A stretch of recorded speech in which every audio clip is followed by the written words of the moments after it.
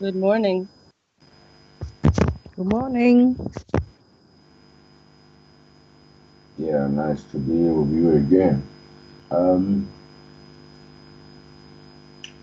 Last time we ended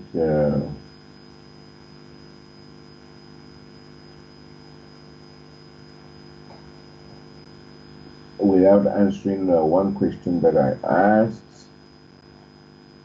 Uh, then said we should reserve it for today. And the question was this: can one lose touch with oneself as a free being of pure light forever? And so, yes, Charles, that's the question we left off with. For many of you, you may hear a little buzz with Charles because he's from China. He's from Cameroon in Africa, but he's in China, so he's got to go through a lot of filters to get here. In the past, sometimes we could hardly hear him. Um, so, for the fun of it, we left off with that question. Charles asked questions, and so we left off with that question. And so I was just curious if anybody came up with something in the meantime, or did most people forget it? Was there anybody that wanted to say anything before we go on with this? I like to say. Okay, here's Vesna. Go. The question was something like, can one be separated from one real self? Differently phrased, something like that. So I want to ask Charles, then I will explain. Okay, Charles, when you make Yeah. soup, how do you make it? What do you put into the soup? Charles, Yeah. when you cook soup, what do you put into the pot? Well, you put into the pot. It will not be uniform for everybody. But You what do put you put? you put into the pot at least the baseline is you put in some salt and the ingredients and whatever Mm-hmm. you have that you want to put in. Okay. Which ingredients? Say three at least, or two, whatever.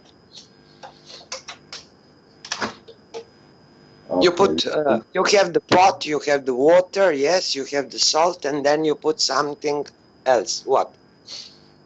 Yeah, you can put some spices, some ginger. You could put some garlic. Maybe you have some you have some meat or some fish. It goes inside whatever you prefer Mm-hmm. to cook to put in the soup, and then uh, some Maggi cubes or something like that. Some spices. Mm-hmm. Yeah, Okay. So okay, we all got it. We all make the soup differently, but nevertheless, we will use your example. So you said that one of the ingredients you put into the soup in order to cook it was garlic. Okay, so what happens with the garlic when the soup is ready? When the soup is cooked, what happens to the garlic? well, the garlic changes from raw to cooked and may lose some of its potency if Okay. uh, than when it is eaten raw or anything like that. Okay. So the garlic was something you put in at the beginning. So the garlic was part of the soup at the beginning, and the garlic is in some other form part of the soup at the end. Is it right? Yeah. Okay. So can the is the garlic now separate or is it part of the soup? certainly part of the soup. Okay. Can it be separate from the soup while it is in the soup of life? Can it get away from the soup while it is the part of the soup? At this stage, it's, in fact, you will you need to separate every drop of the soup. In fact, I don't know what filter you can use in order to reconstitute the garlic. Okay. But, And yes, every drop of garlic is in the whole of soup, okay? yes, Okay, so if you imagine that the soup is the whole of life and we are like those ingredients, okay? Can we separate from ourselves or we are all part of the soup? You see? well, we cannot be separated from ourselves. But Okay, what? Yes, we are part of the soup, huh? yes, we are part You of all this. list? Uh-huh. We Okay, are so, part of life. Yes. okay. So that's my answer. Thank you. Yeah, but why I ask this question? Because um, what we call maybe lost in the religious community, you hear people say lost soul, and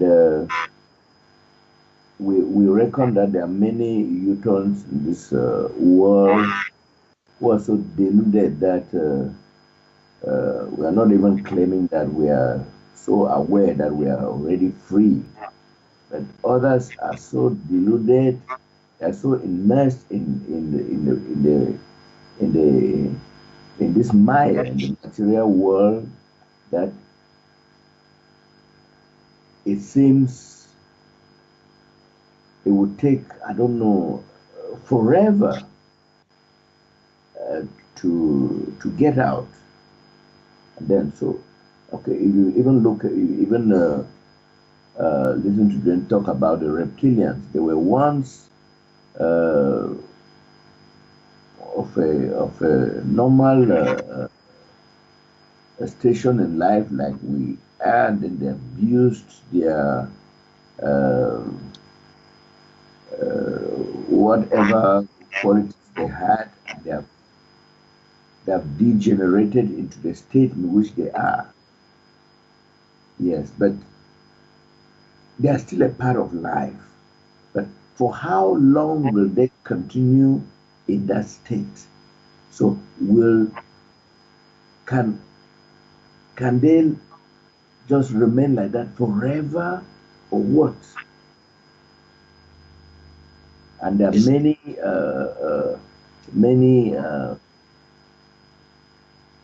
free beings of light, of pure light like that, who have the who have gone down the ladder of what I call it evolution, and they are in a state that is very unviable. What?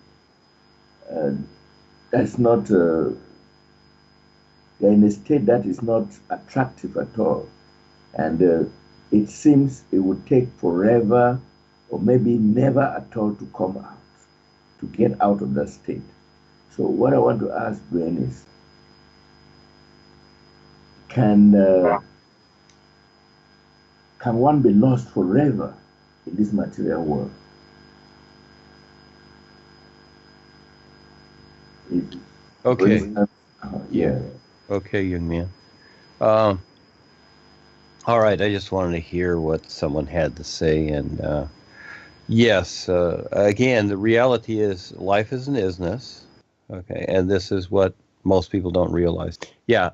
Now that you know life is an isness, this makes everything a lot better than it was before, even in Paul's day, because that was hinted at, but the recognition and you might say the reality of it wasn't exposed. And what was exposed was exposed. Just like a child growing up with their parents and going through the process of kindergarten and school and all these things. They're not aware of, you might say, the adult world. Yet the adult world is there, but they're just not aware of it. And they can stay the child for however long. Some people choose that too. They choose to be dependent on others instead of at least getting to the point of being independent and self-sufficient in some way in this world as a start. So yes, and when you look at it, when you really realistically look at it, we've heard stories, lost souls and all these things. See, these are stories. And these are cliches to keep people thinking in a certain way is what it is. And this is the old idea of consciousness. And this is where, compared to the isness, the reality life is, doesn't work anymore. It's very self-limiting. And even though at one time it was, the big deal was, God consciousness. Oh, it was to, have God consciousness. Well, still, that's in creation. That's a created idea that exists. Consciousness is something created. Life is not consciousness.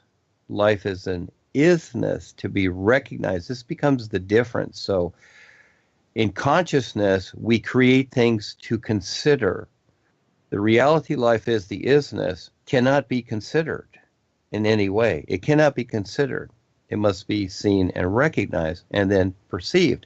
The perceived part, when people use this word, I would say many times they don't understand. It's the word that I created from perceived, and that is that you learn to recognize it, and at the same time, you see what's taking place. This is the unique thing about what is taking place now. And it is like we're in multi-dimensions on the earth right here, many. And we see others, but they don't see us, you see. But we're here, and we're in our own dimension, you might say, those that recognize this. And so there are many steps. It's not just you read about it and it's like, oh, that's what it is. It's the isness. And many people think, he's Duane saying it's another word for God. No, it's not.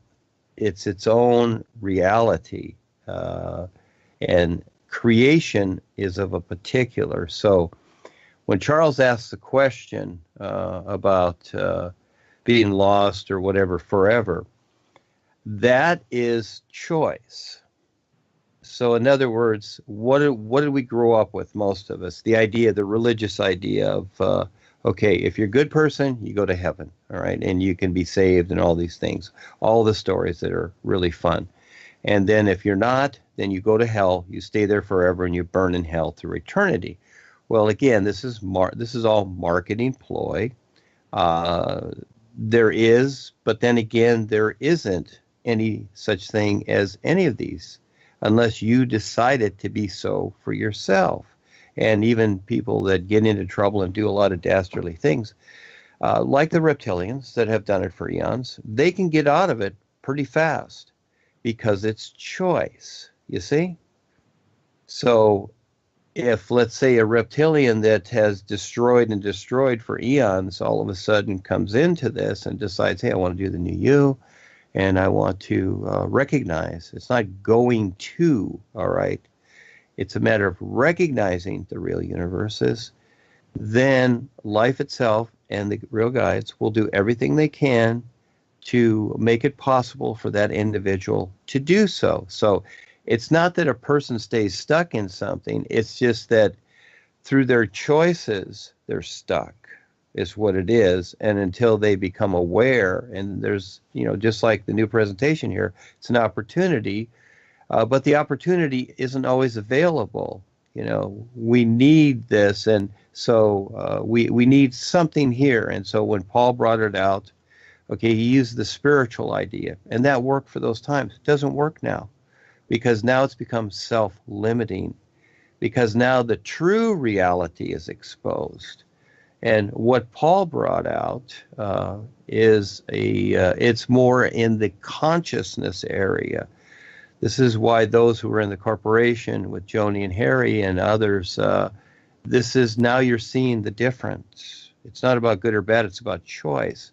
It's the interesting part about it. And so, yes, a person can choose to stay unaware for as long as they want, and it will seem like forever, and it can be that. And so it's not dependent upon anything. In other words, again, this is the idea that we've been brought up with is that, okay, someday I'll grow up and my life will be okay and everything will be fine. It'll only be like that when you decide it to be and figure it out. Otherwise, it's not going to just come up to you and be like that. It's kind of along the lines of the old God idea. In other words, even though the earth is bad and things are really bad, well, God will save us. And everything will be fine. You see, an outside thing is going to occur that's going to make your life better. Well, in the personal sense, these things do happen. Yes, it does. The economy gets better from worse. And all of a sudden, yes, it's like, oh, we're saved because the economy is better. But realistically, the overall is that each one of us decide every moment what our life is and what to recognize or not. And so the created self usually comes first for the longest time until the individual gets to their real awareness. And so there is a difference between that and the old soul idea, you see. So, and you mentioned also, Charles, yes, I make the statement that we are already three beings of real light. Well, this gives the individual the opportunity to recognize what he already is, what the person already is, he, whatever. It's like saying that, you want to become the doctor. Guess what? You're already the doctor. All you have to do is recognize it. Now, the old idea is that, oh, you are soul. And, well, first came the idea that you have a soul. And this was the religion thing because they always use the little carrot in front of the donkey idea for people. And then Paul came in and said, you are soul. Okay. And so all of a sudden you realize, oh, gee, I am soul. Okay. So what is that? And Paul called it Tazu and all these things and described a lot of things. Realistically, he really didn't get into the real definition of it, so to speak. And it's like all of a sudden we are a soul. And that kind of complies. If you look at yourself and those that were there in those days, when Paul mentioned that, didn't you kind of refer it to your personal self? You did, didn't you? Yes. You see, aside from the personal creed itself. So here I've come along and I was shown to present the is and then the all is. And now there's been a upgrade too that probably most people won't see with the isness. But now it's your real awareness aside from your personal self and creation and the real universes. All of a sudden, it's not just the levels stacked up on a chart, but there is a definite difference. And the interesting thing about this is eventually it will all, like Vesna was saying, like the soup, it will all blend in again. So you go roundabout, but for the longest time, you will, for whatever it takes, you will see this. The reason that there is kind of a separation in a way, then it comes back together, is because now you have to recognize something as a comparison. In other words, you go through what life is not, which is creation and consciousness, which you've created, and what it is actually, the true reality it is, the isness, the all is that it is, and be able to recognize that. That's the most important thing, not just like, oh, I read it in the book, and it's like, oh, I know what the is. No, there's something else there. And this is where it becomes endless, okay? There's every new moment with this, and it becomes newer and newer and newer. And you recognize each one of these little steps moment by moment as you stand in it. And so, again, backing up to the question, could an individual or whatever be trapped forever and such and such? Well, again, see, It's not about anything except choice. That's really all it is. And so we've been brought up with the ideas good, bad, right or wrong, good karma, bad karma, all these things. I don't really talk about karma too much. I do once in a while, but I use the idea of cause and effect. It's a little bit easier to understand. So everything has been redefined to better understand also, using new references because the old references don't work. In other words, as people come in, it takes a few minutes to understand, but the new references work very well with the isness, where the old references, they don't work. Okay, and even people come in and they use the word spiritual and all that. I'm not saying not to, or God, or this or that. Fine, that's cool, or Ek Masters, or whatever. But realistically, what the isness life is, here's the idea. It's not that we decide what life is. No, this is what has been done for the longest time. Most people decide what life is. That's not how life is. That's like you deciding how electricity is. You don't decide how electricity is. Electricity is what it is already. You don't need to decide anything, and it doesn't matter what you decide. Guess what? You can't add to it. It's still what it is. And this is how the isness life is. There's nothing you can add to it or consider because it's already perfect, pure, and wonderful. So what is it you have to do on your part? You have to leap, you might say, from that literal personal self that you're so attached to, thinking that it knows something, and learn to recognize this reality and stand in it accordingly, you see? And that's choice. But for most people, their personal life is too important because they've created that for a long time and many lifetimes. So it's very easy to hang on to that. I'm not saying get rid of it or give it up, but it's a matter of how you decide to recognize what is real aside from what isn't and what is created. But yet it's all a reality all its own. It just depends upon what you agree to. And this is the toughie. This is a toughie for most people, especially. That's why the systems, that's why the cabal and the world controllers and the reptilians have created the systems they have, especially the educational system. They want people to be one-dimensional, literal, so they can be controlled. And you look at the public and how it is and how everything is out there and poison, polluted, microwave, and everything else. They're absolutely controlled, looking at their cell phones all day long. This is very important to them. That personal identity that has been created is very important, and they're more than willing to be robotized, you see?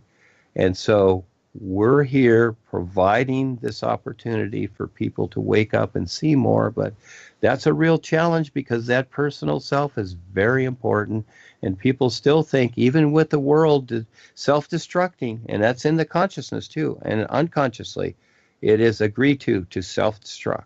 It's already on, it's already automatic, and who will wake up from that and stand up and recognize that there's something else? Most people are afraid. They've been taught to be afraid too. So yes, it's choice. So yes, people can stay, you might say, forever, okay, in creation, in eternity, or whatever. Foreverness and forever and eternity are in time and space. Endlessness is the real universes. They're endless because it's an endless all aliveness that's real. There is no life here. You have a simulation. It looks as though, and we call it, well, the body's alive or the body's dead, whatever. That's a simulation you're seeing. You're seeing a reflection. But you need this because this is the first steps to eventually recognize what is real. But again, you need the right knowledge too, which is now provided, where in the past it wasn't. And it's interesting as those of you that have come through whatever it is, religion, spiritual paths, or whatever. No, when you really recognize this, you'll see the difference, and you'll see all of that information in the world, all those paths, the traditions, the teachings, whatever. Guess what? You don't need any of it.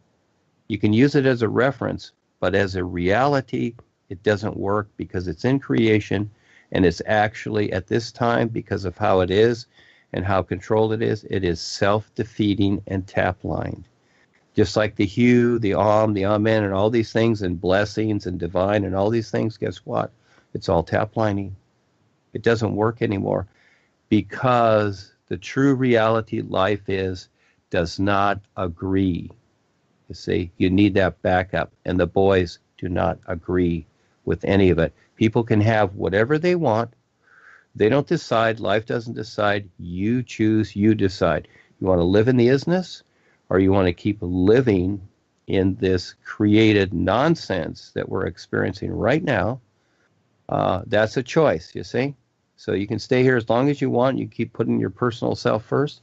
That's a choice you make.